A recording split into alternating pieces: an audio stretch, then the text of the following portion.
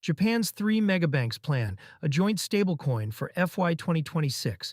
Japan's three largest banks are joining forces on a single stablecoin. According to a Nikkei report flagged by Wu Blockchain, on June 9, 2026, Mitsubishi UFJ Financial Group, Sumitomo Mitsui Banking Corporation, and Mizuho are targeting a joint launch in the fiscal year that runs through March 2027.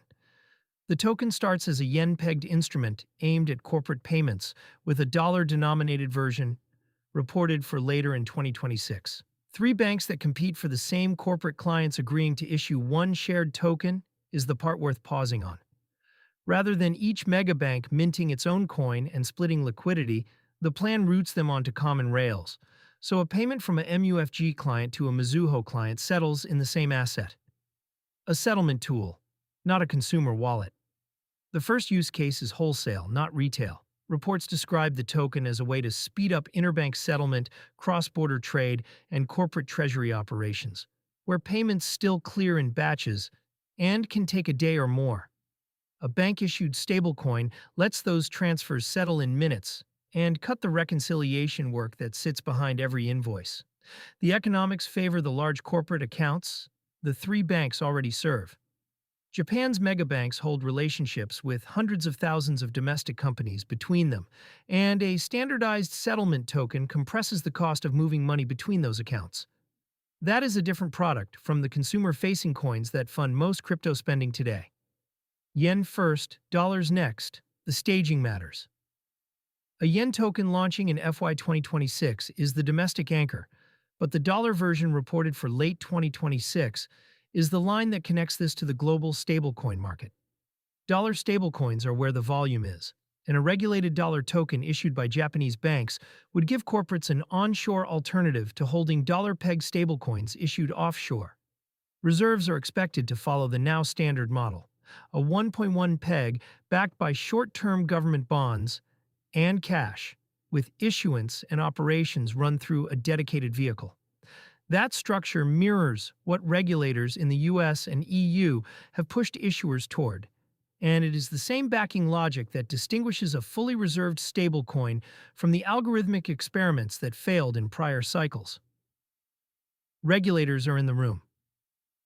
This is not a skunkworks project.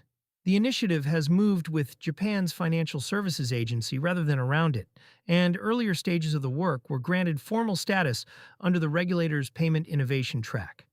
Japan amended its payment law in 2023 to allow licensed banks and trust companies to issue stablecoins, so the legal path for a bank-issued token already exists.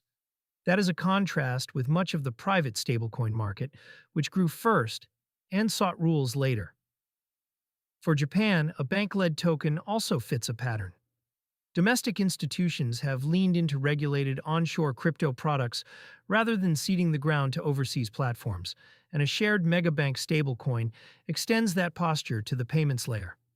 The squeeze on private issuers. The strategic read is straightforward. Bank-issued stablecoins are a defensive move against private coins like USDC and USDT, which already move trillions in annual volume and underpin most crypto card top-ups.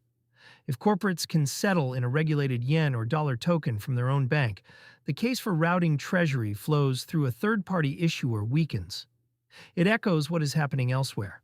Large U.S. banks have been building a shared tokenized deposit network for the same reason, and card networks have started testing private stablecoin settlement on permissioned chains.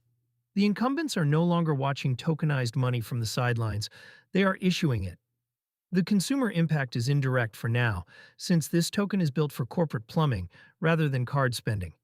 But the funding side of crypto cards runs on stablecoins, and the issuer mix matters.